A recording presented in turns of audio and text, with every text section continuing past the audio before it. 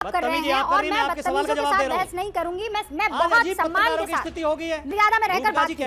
आरोप मत लगाइए, अपमान कर रहा हूँ, आरोप मत आपको गाली दे रहा लगाइए। हूँ। सुनिए, ये गलत बात है। नहीं, अगर आपको इस तरह धमकी देनी तो आप अपनी डिबेट मत बैठाया करो, बात हम अपनी कहेंगे। अरे आपको इतना बुरा क्यों लगा? मैं एक उदाहरण दे रहा हूँ, आप खुद सवाल मत दीजिए ना उदाहरण। कुछ भी देखिए, इस तरह धमकी की बात मत करिए, आप असभ्यता प्रयोग मत करिए। आप ज्यादा खुदा नहीं है, आप खुदा मत बनने की कोशिश करिए। मैं कभी बदतमीजी नहीं करता, मैंने आपके लिए कोई अपमानजनक शब्द प्रयोग नहीं करा। लेकिन आपकी दिक्कत यह है कि आप बीजेपी के खिलाफ सुनना नहीं चाहते। बात तो सही है। चलो भाई। दोस्तों, गोदी मीडिया के गोदी एंकर रूबिका लियाकत का सत्ता के प्रति अथाह प्रेम पिछले कुछ दशक से लगातार देखने को मिल रहा है और इसी अथाह प्रेम पर विपक्ष पार्टी के कोई भी प्रवक्ता होते हैं तो इनकी जमकर बखिया उधेड़ कर रख देते हैं। कैसे, आप ये डिबेट देखिए। कर रहे हैं और मैं बदतमीजों के साथ बहस नहीं करूंगी। मैं बहुत सम्मान के साथ, हो गई है, मैं सम्मान के साथ आपसे बात कर रही हूँ और सम्मान से आप मेरे सवालों का जवाब दीजिए। आप मेरे ऊपर पर्सनल अटैक करेंगे तो भाटी साहब, आप जानते हैं मेरे साथ डिबेट करते हुए आपको अरसा हो गया है। सम्मान का सम्मान होगा और अगर आप मेरा सम्मान नहीं करेंगे तो मैं जानती हूँ फिर क्या करना है। तो आप तमीज के दायरे में मर्यादा में रहकर बात कीजिए। आरोप मत लगाइए, अपमान कर रहा हूँ, आरोप मत लगाइए, गाली दे रहा हूँ। सुनिए, ये गलत बात है। मैंने राजकुमार भाटी जी, मुझे किसी से जोड़ने की कोशिश मत कीजिए।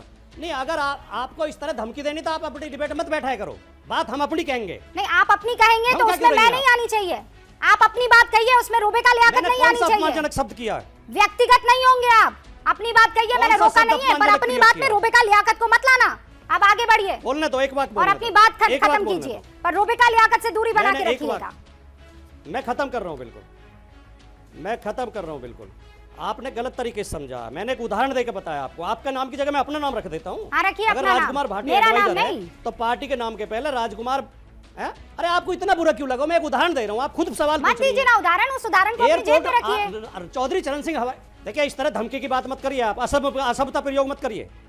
आप ज्यादा खुदा नहीं है, आप खुदा मत बनने की कोशिश करिए।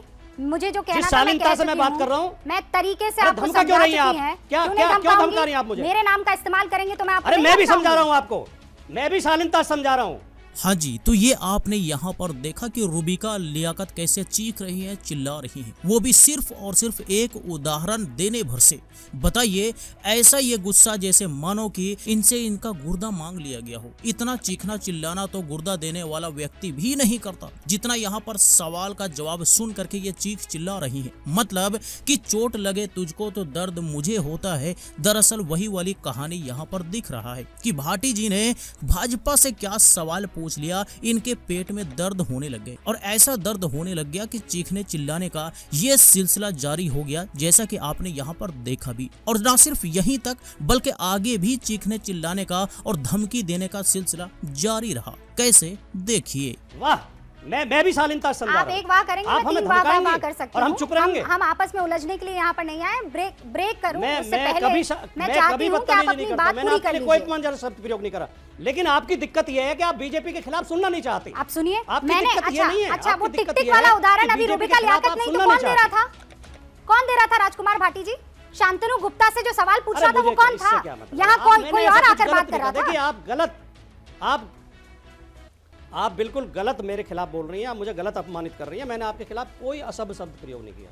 मैं आपका सम्मान करता हूं, आप बहन हैं, आपने मुझ पर आरोप लगाए हैं और मैं उन आरोपों को लेने से इनकार करती हूं। रुकिए, एक सेकंड, ब्रेक नहीं होगा, एक सेकंड। राजकुमार भाटी जी, अब अपनी बात खत्म कीजिए। मैं ब्रेक लूं उससे पहले आप अपनी बात खत्म कीजिए।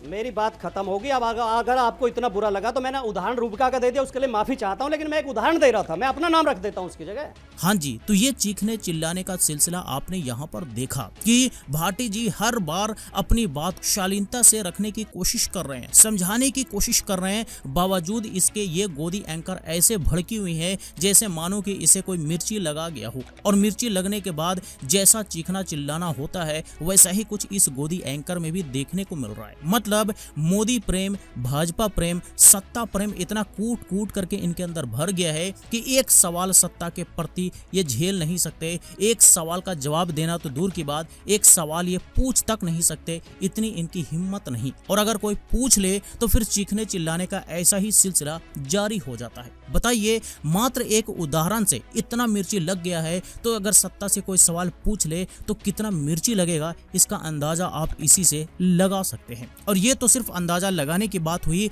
जब भाटी साहब ने इन्हें समझाया कि हमने सिर्फ एग्जाम्पल दिया, तो फिर ये ओके ओके बोल करके डिबेट को खत्म भी कर रहे हैं। बताइए, ड्रामा नौटंकी करने का इन्होंने हुनर किससे सीखा है, इसके बारे में आप बाखूबी अंदाजा लगा सकते हैं कि इतना चीखने चिल्लाने के बाद इतनी आसानी से अगर कोई मान जा रहा है, इसका मायने मतलब क्या है। मैं केवल एक उदाहरण देकर बता रहा था। चौधरी चरण सिंह हवाई अड्डे का नाम अडानी एयरपोर्ट हो गया तो नाम नहीं चेंज करते हैं एडवाइजर का, अगर एडवाइज लेते हैं किसी से। मैं केवल ये उदाहरण आपको दे रहा था।